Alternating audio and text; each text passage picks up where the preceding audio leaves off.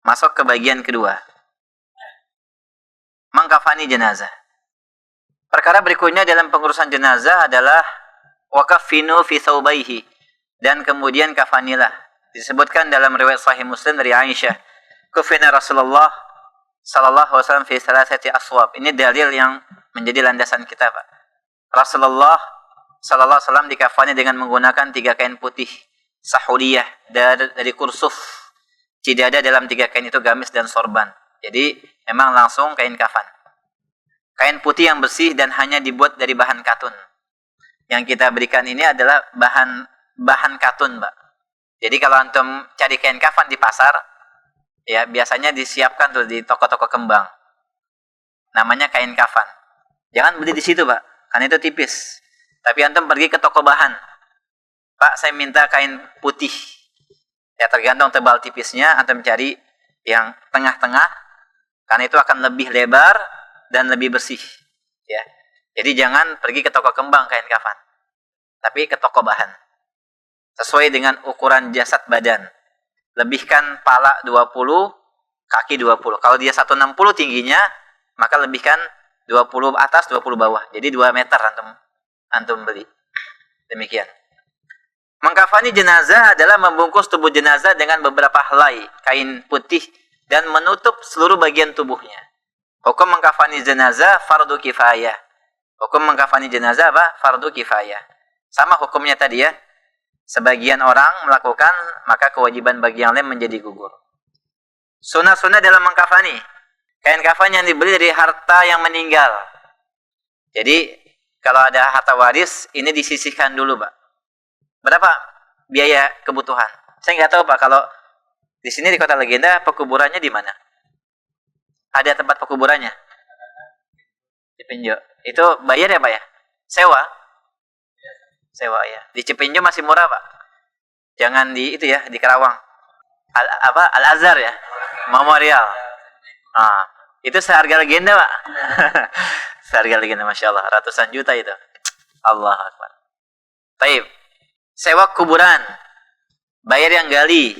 Antum hitunglah. Terus pengurusan perlengkapan jenazah.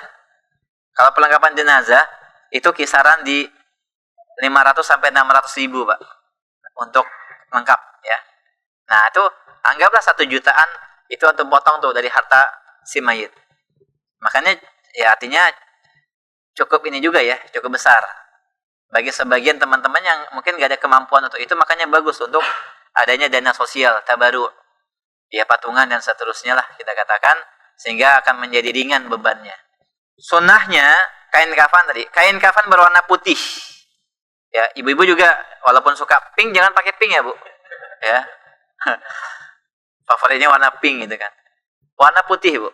Ilbasu min thiyabikumul bayad. Kenakanlah pakaian kalian yang berwarna putih dan kafanilah yang wafat di antara kalian dengannya. Ketiga, kain kafan panjang dan lebar. Dan ini makna ihsan dalam hadis, idza kufina ahadukum akhahu falyuhsin kafanahu. Apabila salah seorang di antara kalian hendak mengkafani saudaranya, maka perbaguslah. Perbagus maksudnya apa? Panjang dan lebar kain kafan itu. Untuk jenazah laki-laki 3 helai, jenazah wanita tidak berbeda. Secara hukum asal, tidak berbeda dengan laki-laki. Dan ini lebih mudah. Tinggal bungkus dengan 3 helai kain kafan. Tidak perlu ada khimar, tidak perlu ada izar. Walaupun kita katakan sebagian ulama menganjurkan dengan 5 kain.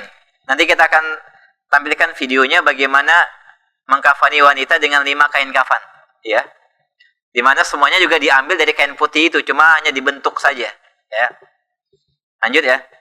Besar dan luasnya kain kafan sesuai dengan besar tubuhnya si jenazah. Dan ini umum. Kain itu umum 1,5 meter lebarnya, kemudian adapun panjang sesuai dengan kebutuhan. Dan di antara kain kafan tersebut kain hibarah. Kain hibarah seperti itu tuh, Pak. Merah dengan salur-salur. Ada yang hitam, ada yang merah. Yaitu kalau mudah dibeli, ada, bagus. Kalau tidak ada, cukup dengan 3 helai kain. Artinya, kalau ada 3 helai, maka yang dekat langsung menyentuh jasad jenazah adalah kain hibarah. Baru kemudian yang kedua kain putih, yang ketiga kain putih. Jadi, 3 helai kain kafan, 2 helai kain putih, ditambah 1 kain hibarah. Kalau tidak ada, maka semuanya tiga-tiganya kain putih, kain katun. Lanjut. Perlengkapan yang dibutuhkan. Langsung kita lihat apa ya. Alat pengkafanan. Perlengkapan mengkafani mayit. Kain kafan, kain putih dari bahan katun dan semisalnya, tidak terlalu tipis, tidak terlalu tebal, tengah-tengah. Kemudian berikutnya tali. Itu diambil dari kain kafan itu sendiri. Ya, di bagian ujungnya antum robek untuk tali pengikat. Kemudian keranda. Dan kami sarankan ketika mengkafani, taruh jenazah di atas keranda. Itu lebih mudah. Jangan di lantai. Karena kalau di lantai pun nanti diangkat ke keranda. Nah, kita khawatir ketika dimandikan ada hal-hal yang berubah. Sehingga tidak sulit bagi yang hadir untuk mengangkatnya untuk sholat nanti. Jadi langsung di atas keranda dikafani. Lanjut. Kemudian bagi wanita ditutup ya dengan kain, dengan keranda, kemudian ditutup. Adapun bagi laki-laki tidak perlu. Bahkan ditampakkan tuh. Kalau antum yang umroh, biasanya setiap sholat ada jenazah. Nah, ana pernah alhamdulillah dari mulai sholat sampai kepada penguburan ikut menghadiri bagaimana prosesi kaum muslimin yang ada di Madinah untuk menguburkan jenazah. Masya Allah ya. Bahkan ketika sholat, ketika mendoakan mayat ada di tengah misalnya. Kita mengelilingi kan? Mengelilingi. Saya di sini, bapak di situ, jenazah di tengah. Ketika berdoa, maka semuanya menghadap kiblat. Anggap kiblat di sana, jenazah di situ. Maka jemaah yang ada di barisan saya, mereka semua balik badan untuk menghadap kiblat. Kenapa? Karena adab berdoa di antaranya apa? Ya, bukan menghadap kubur. Itu subhanallah, satu faedah yang saya dapatkan, yang itu kita ingatkan nanti ketika dalam pengurusan jenazah. Berdoa menghadap kiblat, bukan menghadap kubur. Lanjut ya. Kemudian apa ini? Kapur barus Pak, semisalnya lah kita katakan untuk pewangi dan misik. Kalau ada misik maka beli misik. Sebagaimana ini yang disuka oleh Rasulullah. Demikian juga pengikat kapas dan juga keranda. Oke, kita lihat prakteknya. Bagaimana mengkafani mayit? Jenazah diletakkan. Kalau di sini ada alat kerandanya, masjid ini belum. Bisa dicontoh nih Pak. Jadi ini keranda, kemudian di bawahnya alat-alat yang digunakan untuk pengkafanan, untuk kapur barusnya, untuk parfumnya dan semisalnya lah. Baik, maka letakkan pengikat tali di atas keranda. Jumlahnya sesuai dengan kebutuhan. Ya, mau 7, mau 9, mau 10. Setelah itu letakkan kain kafan. Kain kafan pertama. Kain kafan kedua. Dan kain kafan ketiga.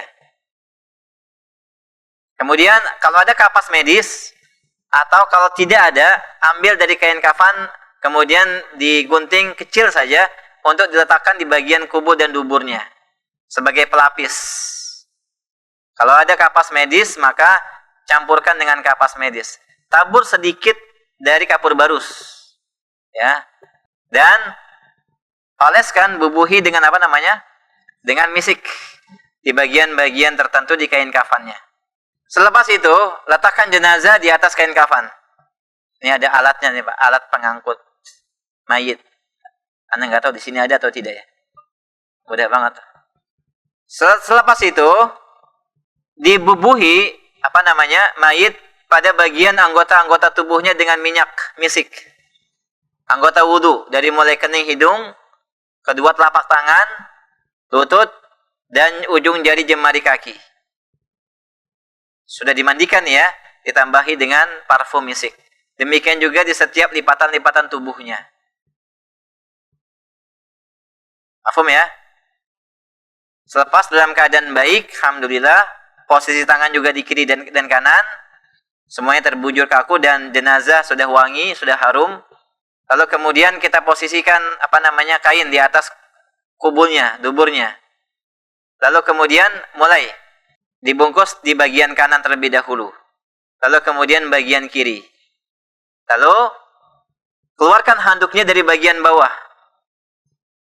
Dengan seperti itu auratnya tidak terbuka. Saya ulangi ya. Jadi dalam keadaan dia masih tertutup. Handuknya jangan diketatkan dulu Bapak Ibu sekalian pada saat pembungkusan kain kafan sampai dikeluarkan bagian penutup auratnya. Apakah itu handuk atau kain-kain yang lainnya. Berikutnya sampai sempurna 3 helai kain dirapihkan, kemudian diikat di atas kepala dan sisanya dimasukkan ke dalam, diikat lagi sehingga tidak ada kesan pocong, ya. Tertakut ya ibu-ibu ya, paham ya?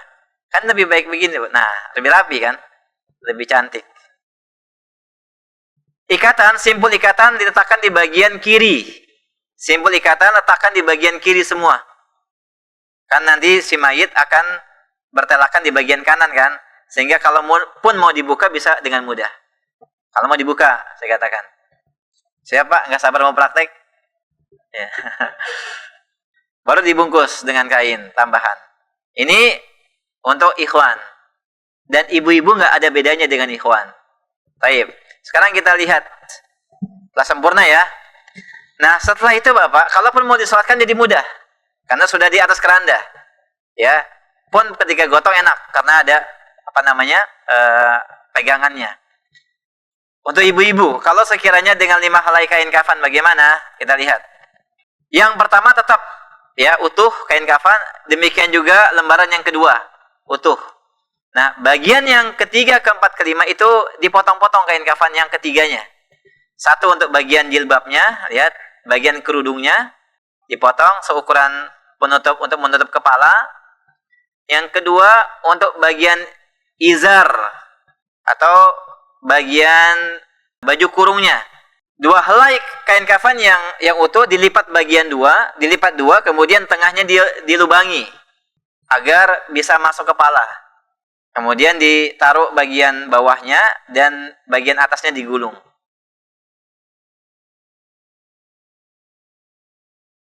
Ini penutup auratnya. Selepas itu dikondisikan semuanya, ditutup bagian kubul dan duburnya dengan kapas atau dengan kain kafan. Kemudian pengganti penutup auratnya dengan kain kafan yang lama dikeluarkan.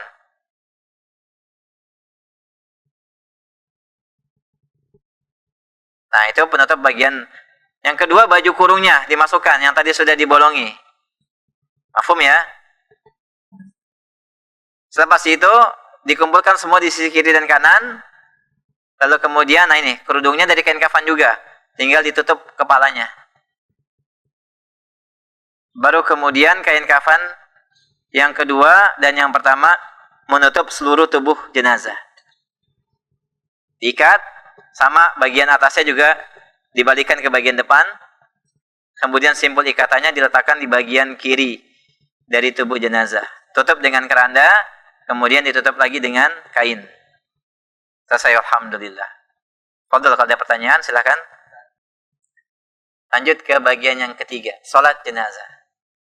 Salat jenazah ma'ruf ya. Insyaallah sudah paham. Kita lihat bagaimana praktek salat jenazah dalam kondisi banyak jenazah, misalnya satu keluarga wafat. Ada ibu, ada ayah, ada anak laki-laki, ada anak perempuan. Adapun yang pertama, meletakkan jenazah, maka untuk jenazah laki-laki kalau bapak berperan, berposisi sebagai imam dan dia adalah istri jenazahnya atau anak laki-lakinya. Kalau dia laki-laki, anak laki-laki, maka posisi imam berdiri sejajar kepalanya. Demikian, ya. Kalau jenazahnya adalah wanita, maka berdiri di bagian tengahnya. Jenazah di bagian tengah dari tubuh jasad jenazah atau mayit. Maka ucapkan rakaat yang pertama apa? Rakaat yang pertama. Takbir yang pertama apa? Al-Fatihah. Takbir yang kedua salawat. Perpanjang salawat dengan salawat Ibrahimiyah yang biasa Bapak baca pada saat tahiyat. Fil alamin innaka Hamidum Majid. Sempurna tuh. Panjangkan salawat sedikit ya, karena enggak terlalu lama juga itu. Jadi itu salawat yang paling sempurna. Takbir yang ketiga Allah maghfir lahu warhamhu. Kalau wanita, Allah maghfir laha warhamha, dan seterusnya. Ya, baca itu. Allah maghfir li hayyina wa mayyitina wa syahidina wa ghaibina, dan seterusnya. Lanjut ya. Yang keempat, doa yang lebih pendek atau berdiam sejenak, kemudian salam ke kanan dan ke kiri. Selesai. Kalau kondisi misalnya jenazah terdiri dari beberapa orang, ada jenazah laki-laki, ada jenazah perempuan, ada anak laki-laki, ada anak perempuan, maka dilihat posisinya begini, Pak. Kalau sekiranya ada jenazah laki-laki dewasa dan anak kecil, laki-laki didahulukan dekat dengan imam, baru kemudian ibunya yang lebih dekat ke dinding kiblat, tapi sedikit digeser ke depan, ya, pada posisi setentang kepala dari jenazah laki-laki. Baru kemudian anak perempuannya. Sehingga ketika imam berdiri pada posisi yang sesuai. Lihat, laki-laki dewasa, anak laki-laki. Perempuan dewasa, anak perempuan. Ketika imam berdiri semuanya sesuai. Adapun jenazah laki-laki setentang kepalanya, adapun perempuan setentang bagian tengahnya. Paham ya? Jadi laki-laki dewasa, anak laki-laki. Perempuan dewasa, anak perempuan. Demikian. Dan kemudian baca doa sesuai dengan tuntunan sunnah. Sedikit sekarang kita bahas berkaitan dengan penguburan. Tidak boleh jenazah disolatkan pada 3 waktu yang terlarang. Ketika matahari terbit hingga meninggi, kemudian ketika matahari tegak di atas sampai bergeser, ketika matahari mulai terbenam sampai hilang. Jadi ketika pas jam 12 atau matahari tegak di atas kepala, atau ketika waktu maghrib, atau ketika terbit fajar. Jadi tunggu sekitar 15 menit, 20 menit saja sampai dia agak bergeser, ya. Jadi enggak terlalu lama. Tidak termasuk sunnah mengatakan kepada jenazah ahlul khair. Ini jenazah ahlul khair gitu. Ya, tidak ada. Karena ini rekomendasi kebaikan. Apalagi Bapak enggak kenal sama orang itu. Ya bisa jadi dia banyak hutangnya sama kita. Dan jarang bayar lagi, lari-lari lagi. Gitu. Jadi ucapan ahlul khair tidak. Tapi ketika ada orang yang mengatakan bahwa dia baik karena selama ini muamalah, maka itu diantara bisyarah, diantara bentuk kabar gembira yang disegerakan oleh Allah. Bahwa dalam komunitas, dalam masyarakatnya memang orang berbicara masalah tentang dia baik, nggak ada masalah. Karena sesuai dengan kenyataan. Gitu ya.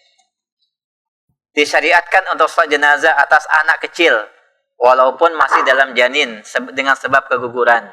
Syahid yang wafat di medan perang dalam membela agama. Dan syahid ada 2, Pak. Syahid hukmi dan syahid hakiki. Orang yang mati syahid secara hakiki itu yang kemudian tidak diberikan kain kafan. Dia yang wafat di medan perang dengan darah yang menempel. Maka itu dikuburkan dengan pakaiannya. Tapi ada syahid hukmi. Dihukumi syahid, tapi tetap dibungkus dengan kain kafan, dimandikan. Di antaranya wanita yang wafat karena sebab melahirkan. Mati syahid. Wafat karena sebab tertimpa bangunan. Mati syahid. Wafat karena tenggelam. Mati syahid. Wafat karena terbakar. Mati syahid. Tapi lihat terbakarnya di mana nih? Ya. Jangan-jangan di diskotik. Auzubillahi min dzalik. Tidak dimutlakan ya, Pak ya. Atau syahid karena sebab mabtun. Orang yang sakit wafatnya. Siapa yang punya mati syahid karena sebab penyakit itu ya mati syahid itu. Syahid itu, Masya Allah. Wafat karena sebab menuntut ilmu syar'i. Di medan, di tempat dia belajar, wafat. Mati syahid. Nah, ini syahid hukmi. Tetap diproses pengurusan jenazahnya sebagaimana umumnya jenazah. Ya. Kemudian seorang fajir, seorang yang wafat karena kisos misalnya, membunuh. Kemudian dihukum kisos, tetap disolatkan? Disolatkan. Seorang yang pelaku kemaksiatan, biang kerok misalnya kata. Disolatkan? Disolatkan. Tapi sebaiknya ahlul ilmi, orang yang punya kedudukan, jangan mensolatkan. Sebagai peringatan bagi yang hidup. Agar jangan sampai melakukan perbuatan sebagaimana yang dia lakukan. Ya. Seorang yang wafat karena meninggalkan hutang tetap disolatkan. Kenapa demikian? Karena Rasul hendak meninggalkan, gak mau dia mensolati. Tapi bukan berarti tidak disolatkan sama sahabat yang lainnya. Hanya Rasul tidak mau mensolatkan. Tapi sahabat tetap mensolatkan. Maka yang berhutang tetap disolatkan. Seorang yang meninggal kemudian dikuburkan dan belum disolatkan atau sebagian kaum belum mensolatkan. Jadi ketika dikuburkan di negeri di mana tidak ada kaum muslimin, langsung dikuburkan. Ini belum disolatkan nih. Maka tetap disyariatkan disolatkan di tempat kaumnya, masyarakatnya. Ya, ada yang wafat di Cina misalnya langsung dikuburkan. Maka kita di sini salat gaib. Demikian. Seorang yang salat di negeri lain dan belum disolatkan, maka sekelompok kaum muslimin yang mengetahui salat jenazah. Jika hanya 2 orang yang mensolatkan jenazah, maka makmum tidak berdiri sejajar, tapi berdiri di belakangnya, supaya mendapatkan keutamaan banyak shaf.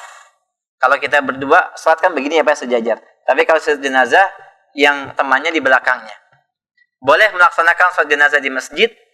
Haram hukumnya mensolatkan dan memohonkan ampunan kepada jenazah yang kafir dan munafik. Siapa yang masbuk, maka ikuti gerakan imam di takbir yang kedua kah yang ketiga, kemudian lanjutkan sisanya secara sendiri. Jika dia lupa takbir yang telah diucapkan, maka tetapkan sesuai dengan apa yang diyakininya, lalu melanjutkan takbir berikutnya. Dan salat gaib hanya disyariatkan bagi jenazah yang belum disolatkan. Demikian beberapa catatan berkaitan dengan masalah pengkafanan. Bab yang terakhir yang ingin saya sampaikan adalah berkaitan dengan masalah penguburan. Dan ini penting. Ikhwani fillah azakumullah. Beberapa hal yang perlu diperhatikan pada saat penguburan, ya. Yang pertama, wajib menguburkan jenazah walaupun dia kafir. Jenazah muslim dimakamkan di pekuburan sebagaimana pekuburan kaum muslimin. Khusus bagi syuhada wafat di medan perang, maka dikuburkan di tempat di mana mereka wafat. Sebagaimana salat, demikian juga menguburkan dilarang pada 3 waktu. Terbit matahari, tepat berada di atas, dan ketika tenggelam. Diperbolehkan menguburkan pada waktu malam jika terpaksa dan memang dibutuhkan, selama ketersediaan perangkat-perangkatnya sempurna atau ada, baik kuburannya ataupun proses pemandiannya. Wajib memperdalam, memperluas, dan membuat lubang kubur dengan baik. Dan lahat lebih utama daripada syak. Lahat adalah lubang yang ada di sisi kubur. Kalau syak di bagian tengah. Itu disebutkan dalam hadis, Al-lahdu lana wa syakku li ghairina. Lahat adalah kami, milik kami, kata Rasulullah. Kaum muslimin dengan lahat. Adapun syak li ghairina. Syak untuk orang-orang non-muslim. Seperti ahlul kitab. Ya, tidak mengapa menguburkan 2 atau lebih jenazah dalam satu lubang dalam kondisi darurat. Jenazah laki-laki dan wanita diturunkan oleh laki-laki ke liang lahat. Seorang suami boleh menurunkan jenazah istrinya dan tidak sebaliknya. Ya, istri menurunkan jenazah suaminya, bahaya. Ya, jangan ya Bu ya. Tidak boleh menurunkan jenazah ke liang lahat laki-laki yang telah berjima dengan istri pada malamnya. Nah, ini penting. Jadi antum harus mengetahui. Kalau antum diminta, Pak, tolong jangan anak. Ya, yang lain saja. Ketika Rasulullah juga meminta kepada yang lain untuk menguburkan jenazah putrinya. Apa sebabnya? Apa hikmahnya? Wallahu a'lam. Karena sebab ada larangannya, maka kita ikuti terlepas dari apa dan apa hikmahnya. Sunnah menurunkan jenazah dari ujung kubur atau dari arah kaki. Maksudnya bagaimana? Ya, dari arah kaki yang masuk. Bukan dari samping. Nanti kita akan lihat gambarnya. Baik, langsung ya. Tata cara menguburkan. Nah, ini yang dimaksud dari arah kaki, Pak. Jadi arah kaki kalau memungkinkan dan tidak menginjak kubur yang lain. Maka ini sunnahnya. Ini kepala, badan, kaki. Dan ini arah kaki, ini kaki disintar. Maka bismillah ala millati Rasulillah. Ucapkan kalimat tersebut, doa itu sambil kita terima jenazah. Setelah sempurna, baru kemudian turunkan dengan menghadap arah kiblat, bertelakan pada bagian punggung dan rusuk kanan. Demikian posisinya. Lihat ya. Maka ini adalah posisi jenazah ketika berada di liang lahat. Tambahkan bola-bola tanah atau gumpalan tanah supaya tidak jatuh. Biasa disediakan kok sama menggali kuburnya. Di sini prakteknya dibuka. Artinya dilepas ikatannya. Hanya sebatas melonggarkan ikatan, bukan melepas semuanya. Kadang kita lihat sebagian petugas kubur membuka semuanya. Sudah kita rapihkan kain kafannya, dia acak-acak lagi di situ. Ya, supaya bisa nempel katanya ke liang lahat. Bapak Ibu sekalian, tidak ada kewajiban nempel. Jadi kita katakan melepaskan atau mengendorkan ikatan hanya sebatas untuk mempercepat pembusukan jenazah. Ya. Makanya kita tetap taruh di bagian kiri supaya memudahkan. Ya, cukup dilonggarkan atau dikendorkan ikatannya. Sampai kepada bagian kaki. Selepas itu baru kemudian ditutup dengan bata kalau di sana. Karena padang pasir tanahnya mudah runtuh, maka digunakan dengan bata. Kalau di sini maunya pakai apa, Pak? Kayu bambu atau papan. Ya. Nah itu. Biar nggak lari jenazahnya. Subhanallah ya. Dengan ini Pak, dengan bata Pak. Allah. Jadi luas rumah kita tidak seluas liang lahat. Tidak hanya itu Pak. Sudah cukup dengan bata? Tidak. Ditutup lagi. Dirapatkan lagi dengan tanah yang basah supaya tidak ada lubang. Nah ini lebih pasti lagi, nggak akan bisa keluar kita. Ya, nggak akan bisa keluar kita. Tapi subhanallah, walaupun ini sempit tempatnya, ahlul jannah mereka akan mendapatkan nikmat kubur, di mana kuburnya seluas mata memandang. Saking luasnya, seterang sebagaimana terangnya siang, sesejuk sebagaimana sejuknya villa di puncak. Selepas itu disunahkan menabur tanah bagi yang hadir ke arah kepalanya, yang ditinggalkan oleh sebagian yang hadir ya. Baru kemudian ditimbun dengan tanah. Selepas itu dikumpulkan, dibuat seperti punuk unta, seperti gunung. Itu namanya musannam. Kubur Rasulullah dikubur dengan bentuk musannam, seperti unta, punuk unta. Diberikan tanda, boleh diberikan tanda. Ya, sebagai penanda bahwa ini adalah kubur. Antum mau gunakan yang paling mudah Pak, mau kayu, mau bambu, mau papan. Kalau dikasih nisan gratis, ambil aja, nggak ada masalah. Intinya penanda. Ya. Baik. Ini berkaitan dengan masalah penguburan. Dan kemudian setelah itu apa? Nah di sini tambahkan batu-batu kerikil supaya tidak mudah hilang, Pak. Ya, karena tadi padang pasir, anginnya kencang, badai pasir itu bisa menghilangkan semuanya. Maka hanya sebatas inilah yang menjadi sunnah Rasulullah, dan ini kubur-kubur terbaik dari sahabat yang ada di Baqi'. Sempatkan antum kalau umroh ke Baqi'. Dan itu sunnah kan? Untuk mendoakan jenazah-jenazah yang ada di Baqi'. Mendoakan dengan doa terbaik. Ingat Pak, mendoakan, bukan minta doa di kuburan. Bukan minta doa di kuburan. Baik. Ini sangat berbeda dengan kondisi ini. Anda ingin sampaikan kondisi real yang keadaan. Ini adalah kuburan apa Pak? Kuburan Baqi'. Nuansa untuk mengingat kematian ada di sini Pak. Kita ingat kehidupan akhirat. Kita ingat bahwa kita akan wafat. Kita lihat bagaimana kubur. Beda kalau antum ke Kerawang tuh. Indah banget itu. Ya. Kuburan dibuat indah, hijau rumputnya. Jadi apa? Bukan mengingat kehidupan, tapi kehidupan akhirat, malah mengingat kehidupan apa? Kehidupan dunia. Seperti inilah kubur orang-orang yang telah dijamin surga dalam masa hidupnya. Gimana Pak? Pak Yahub? Waktu tinggal 15 menit kali 20 Ya. menit. Tapi ada Ustaz, praktek apa yang bisa dilakukan? Pengkafanan bisa di sini. Kita contohkan pengkafanan misalnya, yang mudah di sini. Mana yang paling mungkin aja? Fadol, pengkafanan. Siapa yang bisa jadi sukarelawan? Anak. Kalau di sini. Pak Amar bisa di itu. Langsung. Siapa jenazahnya? Hah? Akhi, fadol. Pertama saya tanya, untuk petugas jenazah pengkafanan apa saja yang dibutuhkan, Pak? Langsung aja ditebar. Langsung dibuka di tengah itu. Kita praktekkan pengkafanan ya, insyaallah lebih mudah ini. Yang pertama kali apa? Talinya ada nggak?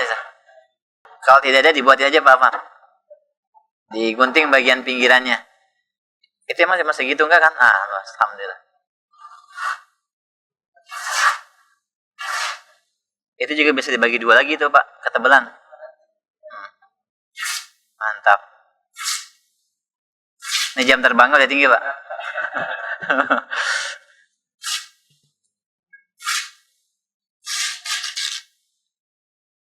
Bisa satu lagi. Jadi di bagian ujung kepala, ujung kaki, bagian tengah, bagian wajah, ya bisa 5 atau 7. Yang lain siapkan Pak, ini kapur barusnya, parfumnya, kapas medisnya siapkan. Dibuka aja satu Pak. Nah cukup, oke. Nah, kalau mengkafani, Bapak langsung posisikan ke arah kiblat. Artinya kiblat sana, berarti posisi jenazah keranda menghadap sana. Nah, sahih seperti itu. Anggap di bawahnya ada keranda. Jadi langsung disiapkan di atas keranda beberapa tali ikatannya. Alhamdulillah. Siap. Baru kemudian lembar kita pakai ya 2 helai kain kafan sama 1 kain hibarah ya.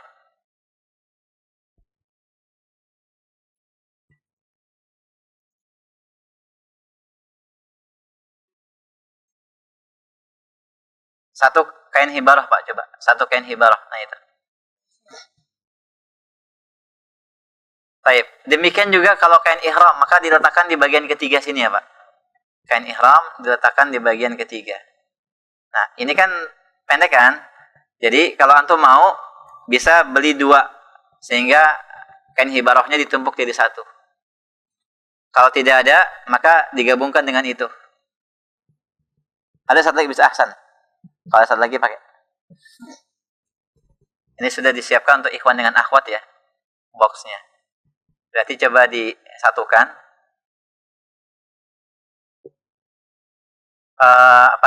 Dilebarkan saja Pak. Ya, posisi melebar supaya menutup. Bukan tadi. Yang tadi disamakan ya. Jangan atas bawah, tapi kiri kanan. Ya, supaya sempurna nutupnya dulu. Ya. Baik. Nah, yang ditutup nanti di bagian atas. Jadi kakinya nggak apa-apa terlihat. Jadi ke atas kepala di mana posisi kepala di mana? Taib. Berarti samain ke sini. Sahih. Nah. Ya, kain hibarah di sini emang kurang luas ya, Pak. Jadi kalau antum bau nanti tambah 1 lagi untuk penutup. Misalnya dengan kain ini, ya, supaya kakinya ketutup. Jadi kalau seperti ini ada yang terbuka kan? Ada yang terbuka. Tambahkan 1 di atasnya, sahih. Nah, oke, jenazahnya. Setelah itu apa? Kapas di posisi bokong.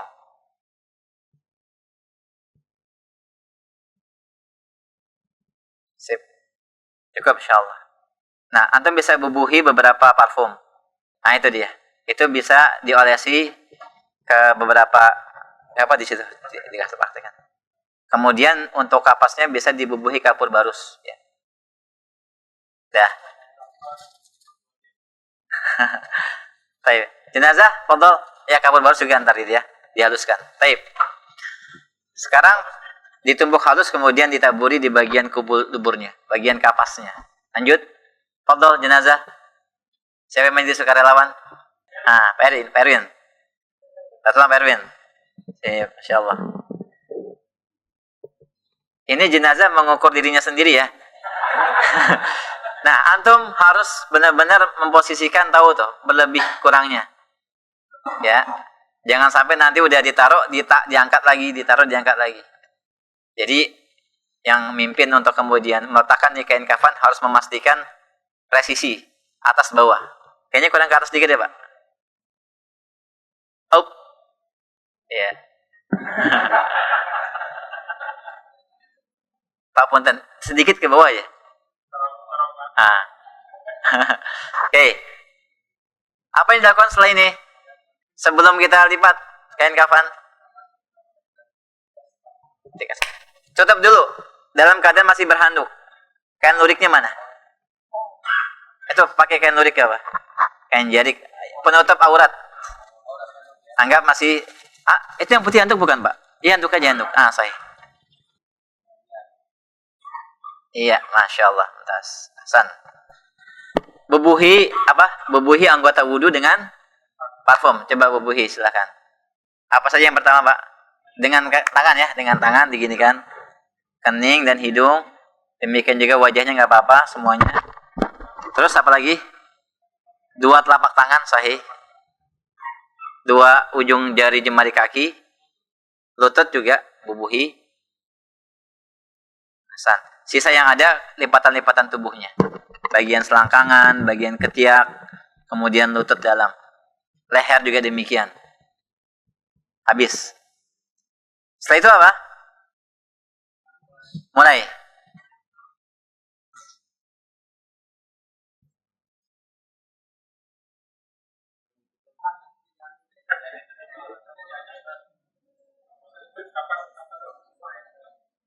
Hidung dan mulut kalau kondisinya baik nggak usah, Pak. Kadang kalau ditambah malah jadi serem. Ini wajahnya udah bagus nih, masya Allah. Udah nggak usah ditutup pakai kapas. Ada beberapa jenazah yang habis semuanya dengan kapas ditutup. Ya. Tapi kalaupun mau ditutup telinga saja, telinga dan hidung, selebihnya nggak usah. Kalau sekiranya jenazah dalam keadaan mulutnya menganga, maka Bapak ikat supaya rapat. Ya, diikat boleh tidak boleh, diikat. Tapi kalau bagus seperti ini udah langsung.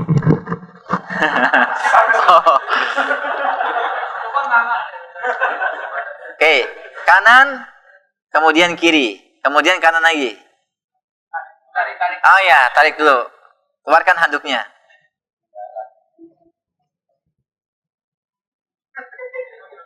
Ya, siap. Rapat, dirapatkan. Bagaimana Pak Asep ini ada penilaiannya, ada asesornya. Lanjut. Jadi dibuat kayak lemper lah Pak gitu ya. Ya, rapat banget. Serapat mungkin. Nah, disisakan bagian kepalanya nggak apa-apa, supaya nanti sebelum ditutup semuanya keluarganya bisa melihat. Ya. Sebagai perjumpaan terakhir. Nah, sama halnya ibu-ibu juga kalau nggak mau sulit, cukup dengan 3 helai kain kafan seperti ini.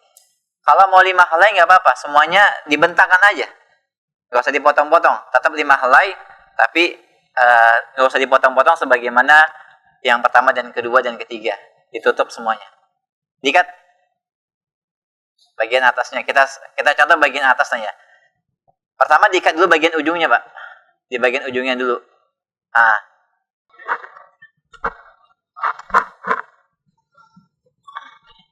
Tapi ya.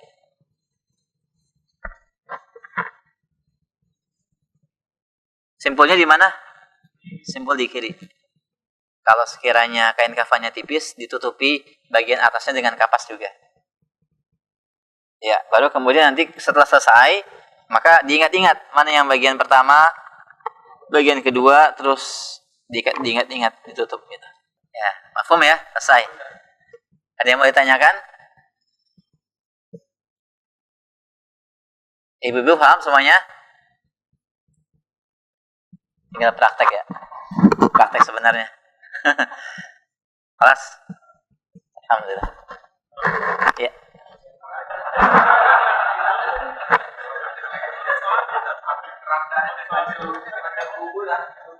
Kalau disolati gimana? Oke, Afan, sebentar. Anggap kita mau salat imam, berdiri di mana? Ganti. Sunnahnya dibuat 3 soft. Dibuat soft. Mau jumlahnya banyak, selama bisa dibuat 3 soft, 3 soft. Ya, mau jumlahnya banyak atau kasus misalnya ada 7 orang dulu, gimana buat 3 soft? Coba gimana Pak? 7 orang, cuma ada 7 orang, cuma ada 7 orang, 1 orang di belakang sendirian, benar? Ya, itu 7 orang. Kalau ada 3 orang dengan 1 imam, satu-satu benar, dibuat 3 saf sahih. Mafhum ya? Kalau hanya 2 orang, di belakangnya 1. Sekarang kita buat 3 saf. Padahal berdiri semua, 3 saf buat. Baik, sambil Anda katakan sedikit kasih catatan ya. Saya berkaitan dengan keutamaan saf di sini. Nah, sampaikan. Adapun yang pertama, wajib salat jenazah secara berjamaah dan jumlah paling sedikit 3 orang. Kemudian level yang pertama, secara nilai keutamaan disolati oleh 100 orang. 100 orang atau lebih meminta syafaat, maka diberikan syafaat. Yang kedua, tidak 100 tapi 40 orang. 40 orang maka diberikan syafaat. Tidak ada 40, maka dibuat 3 shaf. Berapapun jumlahnya, maka Rasulullah mensolatkan jenazah bersama 7 sahabatnya dan beliau menjadikan 3 shaf. Takbir yang pertama baca apa, Pak? Takbir yang kedua, saya baca. Allah Akbar.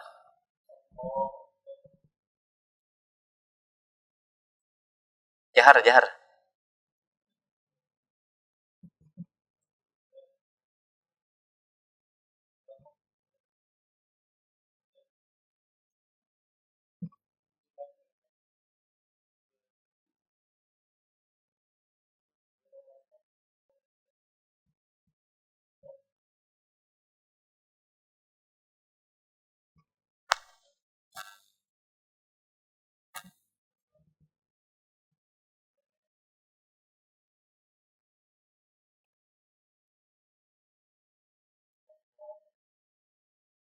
Allahumma ighfir lahu warhamhu wa'afihi wa'fu anhu wa akrim nuzulahu wa wasi' madkhalahu waghsilhu bil ma'i wasalji wal barad.